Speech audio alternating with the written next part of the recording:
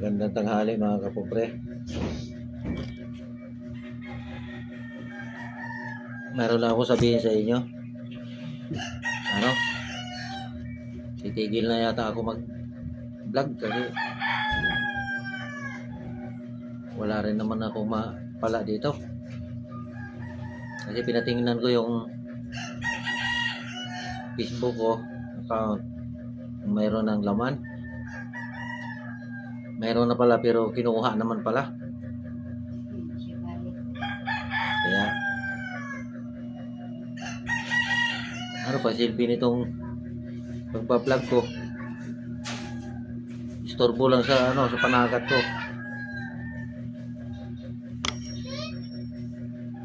Wala naman pala akong maani dito. Kasi iba naman pala ang kumukuha sa ko, pera.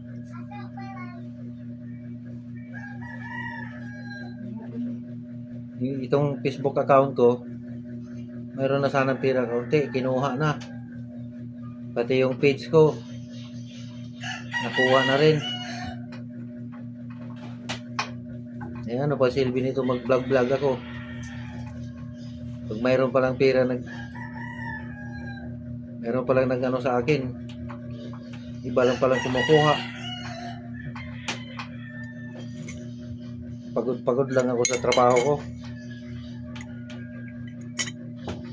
Sayang nga yung pagod ko. Halos mag-isang taon na ako nagpa-vlog. Saka itong binablog ko, wala namang, hindi naman kasinungalingan itong pagbablog ko. Totoo naman talaga itong binablog ko. Totoo ko itong trabaho. Hindi ito gawa-gawa lang.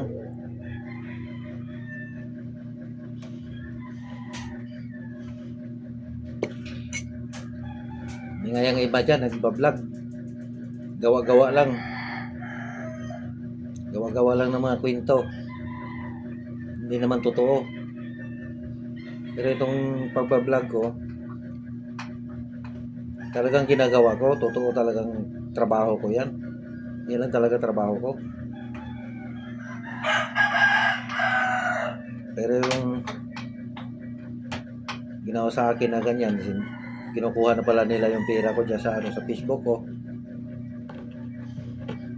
Eh ano pang say-say nitong trabaho ko, nagbablog ako. Wala naman pala akong maani.